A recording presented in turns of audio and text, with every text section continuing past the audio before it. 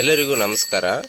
ಈಗ ನಾವು IPL ticket ಅಂದ ತಕ್ಷಣ ಈಗ ನಾವು ಮೊದಲನೇ ಮ್ಯಾಚು RCB ಜೊತೆ ಚೆನ್ನೈ ಆಡ್ತಾ ಇದೆ, ಅದು ಚೇಪಕ್ ಸ್ಟೇಡಿಯಂನಲ್ಲಿ. ಈಗ ಕೆಲವೊಬ್ರು ಏನು ಮಾಡ್ತಿದ್ದಾರೆ, IPL ಟಿಕೆಟ್ ಬಿಟ್ಟಿದ್ದಾರೆ ಪೇಟಿಎಮ್ದಲ್ಲಿ ಅಂದ್ಕೊಂಡು ಪೇಟಿಎಮನ್ನು ಆನ್ ಮಾಡಿಕೊಂಡು, ನಾನು ನಿಮ್ಗೆ ತೋರಿಸ್ತಾ ಇದ್ದೀನಿ, ಪೇಟಿಎಮನ್ನು ಆನ್ ಮಾಡ್ಕೊಂಡ್ಬಿಟ್ಟು ಇಲ್ಲಿ ಎವೆಂಟ್ಸ್ ಮೇಲೆ ಕ್ಲಿಕ್ ಮಾಡ್ತಿದ್ದಾರೆ. ಎವೆಂಟ್ಸ್ ಕ್ಲಿಕ್ ಮಾಡಿದ ತಕ್ಷಣ ಇಲ್ಲಿ ನಾನು ಎವೆಂಟ್ಸ್ ಮೇಲೆ ಕ್ಲಿಕ್ ಮಾಡಿ ಇಲ್ಲಿ ತೋರಿಸ್ತಿದೆ ನೋಡಿ. ಕೆಳಗಡೆ ಸ್ಕ್ರೋಲ್ ಮಾಡಿದ ತಕ್ಷಣ ಇಲ್ಲಿ RCB ಜೊತೆ ಚೆನ್ನೈ ಮ್ಯಾಚ್ ತೋರಿಸ್ತಾ ಇದೆ.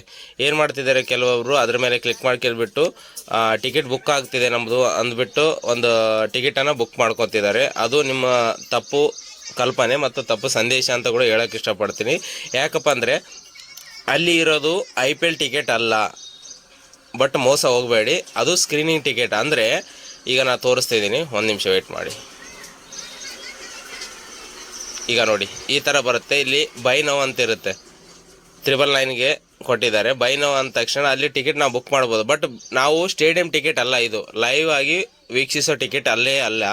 ಏನಂದರೆ ಒಂಥರ ನೀವು ಒಂದು ಲೊಕೇಶನ್ ಕೊಡ್ತಾರೆ, ಅಲ್ಲಿ ಸ್ಕ್ರೀನಿಂಗ್ ಹಾಕಿರ್ತಾರೆ. ಸ್ಕ್ರೀನಿಂಗ್ ಹಾಕಿ ನಿಮಗೆ ಕೂಲ್ ಡ್ರಿಂಕ್ಸು, ಸ್ನ್ಯಾಕ್ಸು ವ್ಯವಸ್ಥೆ ಇರುತ್ತೆ. ಅಲ್ಲಿ ಸ್ಕ್ರೀನ್ ಅಂದರೆ ಒಂದು LED ಪರದೆ ಹಾಕಿರ್ತಾರೆ, ಪರದೆ ಮೇಲೆ ನೀವು ವೀಕ್ಷಿಸ್ಬೋದು ವಿನಃ ಸ್ಟೇಡಿಯಂ ಟಿಕೆಟು ಅಲ್ವೇ ಅಲ್ಲ. ದಯವಿಟ್ಟು ಯಾರು ಪೇಟಿಎಮ್ದಲ್ಲಿ ಹೋಗಿ ಟಿಕೆಟ್ ಬುಕ್ ಮಾಡಿ ಮೋಸ ಹೋಗಬೇಡಿ ಅಂತ ನಾನು ಹೇಳೋಕ್ಕೆ ಇಷ್ಟಪಡ್ತೀನಿ. ನೋಡಿ, ದಯವಿಟ್ಟು ಯಾರು ಇನ್ನೂ IPL ಟಿಕೆಟ್ ಅನೌನ್ಸ್ಮೆಂಟ್ ಆಗಿಲ್ಲ, ಇನ್ನೂ ಬಿಟ್ಟಿಲ್ಲ, ದಯವಿಟ್ಟು ಯಾರು ಪೇಟಿಎಮ್ದಲ್ಲಿ ಹೋಗಿ ಬುಕ್ ಮಾಡಿ ಮೋಸ ಹೋಗಬೇಡಿ. ಯಾಕಂದರೆ ನಿಮಗೆ ಸ್ಟೇಡಿಯಂ ಟಿಕೆಟ್ ಅಲ್ಲ, ಅದು ಏನಿದ್ರೆ ನಿಮ್ಮ ಸ್ಕ್ರೀನ್ ಏನಿರುತ್ತೆ ಸ್ಕ್ರೀನ್ ಮೇಲೆ ಹಾಕಿರ್ತಾರೆ, ಅಲ್ಲಿ ಒಂದು ಪ್ಲೇಸ್ ಕೊಡ್ತಾರೆ, ಅಲ್ಲಿ ಹೋಗಿ ನೀವು ವೀಕ್ಷಿಸ್ಬೋದು. ದಯವಿಟ್ಟು ಯಾರು ಬುಕ್ ಮಾಡ್ಕೊಂಡ್ಬಿಟ್ಟು ನಿಮ್ಮ ದುಡ್ಡನ್ನು ಲಾಸ್ ಮಾಡ್ಕೋಬೇಡಿ. ಆ ಥರ IPL ಟಿಕೆಟ್ ಏನಾದರೂ ಬಿಟ್ಟರೆ ನಾನು ನಿಮಗೆ ತಿಳಿಸ್ತೀನಿ. ಧನ್ಯವಾದಗಳು.